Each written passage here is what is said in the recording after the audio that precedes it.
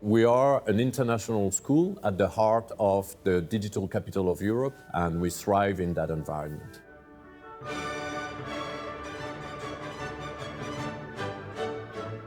The school was established in 1925, 3 years after our first graduate finished their degree in business studies. 50% of the graduates from that first cohort were female, which was exceptional at the time. If you'd asked me to guess the percentage makeup of women in a class in business back in the early 1900s, I would never have thought it was 50% women. So that's something I think to be really proud of.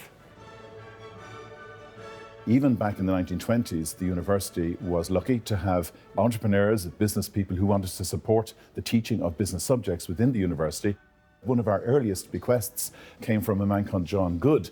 The advent of the school really goes down to John Good, who was a leading businessman of the time. John Good said, we simply have to train people in business and management if the economy is to perform. And this is in a new country that was only a few years old, so it was very ambitious.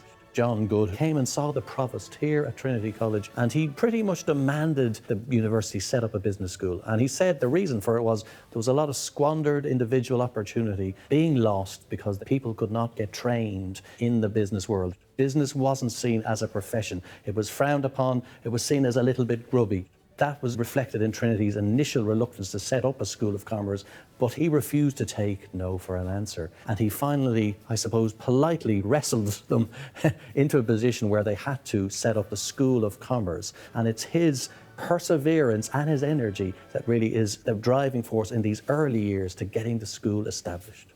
We started the undergraduate business program in 1962, and then Trinity, interestingly, was the first European university to offer an MBA. We began that in 1964. One of the things we discovered in the 1960s is a lot of the graduates of TCD Business School were in demand, huge demand, but not domestically. Overseas countries, mainly Britain, but also the States, sent talent scouts to come and get Trinity College Business School graduates. So the problem then, it was almost a problem of success. You've got a growing business school, you've got high quality graduates, they're studying a wider array of subjects, but there isn't enough jobs in Ireland to take them. But in time, of course, that would change. Business education was changing dramatically. Huge universities in the US and others around Europe were beginning to invest heavily in their business schools. We were very nervous when the provost agreed that we could build a new business school, because in the second breath he said that we would also need to raise 20 million of philanthropy. There were a great many students who had graduated from business through the 1960s, 1970s, who recognised that really Trinity deserved to have a much stronger business school than it had back in the 1960s and 70s with its 6th and 7th staff. And I think that a great many of our donors would say to you that they did it because they thought it was important for Dublin and for Trinity. There was a group who were also persuaded that it was very important for Ireland. The school recognised, I think, its need to develop. It had recognised the need for expansion, and what it needed then was somebody who would lead that forward. So when we're in this lovely old library with its history, we know we're in a world-class university, and all world-class universities have a world-class business school. But back in 2015, Trinity was the exception. We had to scale up the school to launch lots of new programs, to have lots of new activities, and we needed a world-class building to house all this activity. We had very generous donors who gave us 20% of the money that we needed. We had to come up with a strategy to earn the other 80%. So we put a lot of emphasis into defining our values and defining our purpose to really figure out what it is that's going to motivate people and what it is that's going to play on their talents. The strategic vision helped attract top international faculty and international students to the school. And after 5 years, we were ranked and accredited as a world-class business school, and we're in our new eco-friendly building.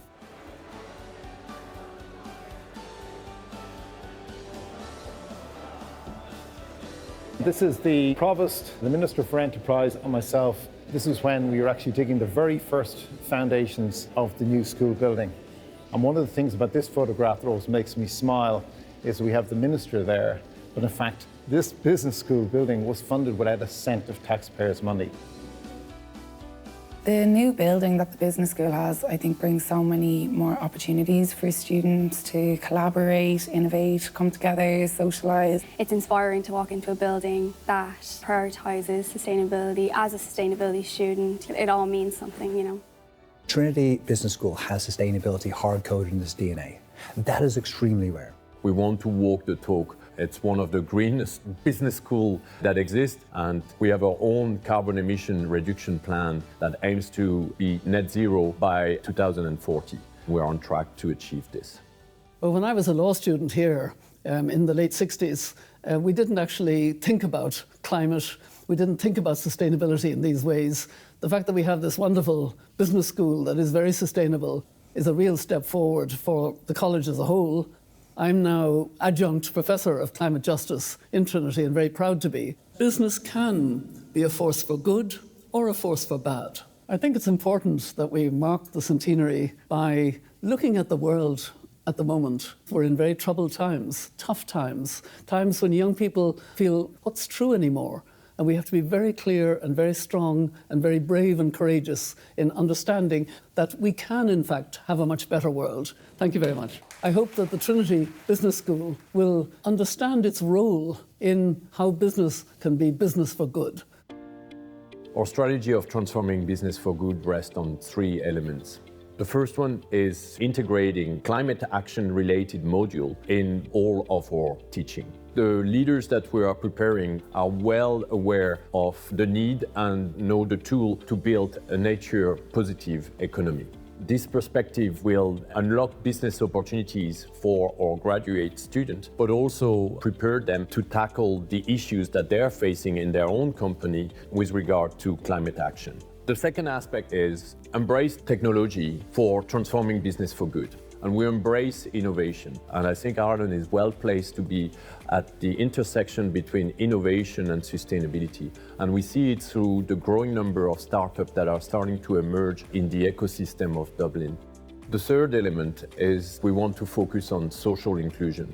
We feel we're a very diverse business school in terms of gender equity, race, religion, but the social element sometimes is missing. And we're increasing the makeup of our students from disadvantaged social background. And we're doing that through our initiative, Trinity Access Program, Pathway to Business, helping local students to thrive in Trinity and in their life. Last year, when I was at the Business Student of the Year Awards, I spent the entire time going, wow, the students who didn't even come first were amazing, let alone the one who did. This school is a school that's always experimenting with new programs, and I think it is brilliant that that's kind of lasted from the very core. I am part of a number of different female networks, whether it's International Women's Forum or the 30% Club. In fact, I set up a network when I was in Microsoft for women in technology. As part of that, I met some great entrepreneurs, including Iseult and Aveen, who set up Food Cloud. I love what they're doing and the passion they have for making sure that everybody has access to food. How they're doing that is fundamentally through technology. Food Cloud is a non-profit social enterprise that was set up to tackle the problems of food waste and food insecurity. We do that by working with businesses who have surplus or excess food. There were huge benefits to trying to set up a social enterprise whilst being a business student in Trinity. Access to supports, to lecturers who could help us progress our thinking, even being able to use the space on campus to bring students together. Today, Food Cloud is redistributing the equivalent of about 1.5 million meals every week across 6 different countries. We've had many successful students who have ultimately gone on to lead very, very exciting careers. We had Michael O'Leary, of course, as an undergraduate. Our MBA, interestingly, has attracted quite a number of sports people who have maybe at the end of their sports career have decided, gosh, they would like to further their education. So Jamie Heaslip was in my class about 5 years ago, and Annalise Murphy. My sports career was still probably the pinnacle of my life. I look back on it with a lot of fondness now. Getting to represent Ireland at 3 Olympic Games is probably the highlight, along with winning an Olympic silver medal in Rio de Janeiro in 2016. I chose MBA because I thought it would give me a really broad career base after my sporting career. It filled in all the gaps in all my business knowledge. I've ended up in an operations role in a technology company, which I really enjoy because it kind of brings all of my sort of sporting skills together along with everything I learned on the MBA. The Trinity MBA program, one of the best bits about it was the amount of people from different countries. To get to come and study here was amazing. I think really if you want to play a role in the world, you have to be outward looking. Your students have to have international experiences, and students from all around the world have to come to your university. My name is Emma. I'm studying a master's here at Trinity in entrepreneurship and innovation. I chose Trinity because the campus was beautiful. They've got a rich history and they're just so diverse. I have a class of 39. There are 23 different nations represented in the class. 70% of our postgraduate population is international, and for me it's a great privilege as a French person to be the dean of such a prestigious Irish institution. Well, it must be good for Six Nations weekends. It is good for Six Nations weekend, although two of our students, Ryan Baird and Joe McCarthy, play for the Irish national team, and that's when my heart is split between the love for my original country and the support that I have for both my adopted country and my own students. It's such a cool place, Trinity College. I had a great time, a lot of fond memories in this college. You've got a pitch in the middle of town. How nice those pitches are in the sun, it is tempting to get there and play. I played here as recently as 3 months ago. I was very happy to put on that jersey, the one that my dad put on and my granddad previously, so it's quite a sentimental jersey to me. This is the senior jersey for Trinity. Tony Smead entrusted me to put this jersey on from the get-go. For me, it holds a lot of special memories, playing with my brother for the first time. Oh, there is pressure, I'm just not showing it right now. There's windows when rugby is a priority, there's windows when college is a priority. You've got to be disciplined in being able to compartmentalise and do what's required in both. I graduated from my undergrad back in 2005, and then I played rugby until 2018. You know, I don't have that body of work in a specific field. Transitioning out of professional sports is tough. While I would have a lot of the soft skills that we touched about today in terms of leadership and teamwork and resilience and high performance environment, playing professional rugby for 15 years, I wouldn't have the hard skills in terms of business. And that's why I always thought an MBA helped me kick on my second chapter, let's call it, or as we call it in rugby, the afterlife. Being in Google for UK and Ireland for Stripe, having that interaction with the business community, feeding that back into the programming, getting the experts as well in it from an academic point of view, as well as real world people, it's really exciting to see the quality and the standard the dean here is setting and previous deans have set and how they continue to keep raising that bar. And that's great for Ireland because it up-levels the standard of the entire kind of workforce coming out of university for the companies of tomorrow. And I think that's really, really exciting for, like, let's call it Ireland Inc. Trinity Business School is the top choice, not only in Ireland, but in Europe for studying business. And we also have many different company visits like LinkedIn, Pinterest, or Google. And I think it's really great experience and it motivates us a lot. We were able to meet with and talk to people from Microsoft, Meta, KKR, which all have offices in Dublin. I'm exploring a lot of options, and that is what Trinity allows me. It opens a lot of doors, and we had a regular contact with our careers team, which guided us in preparing everything that's necessary to find the right job.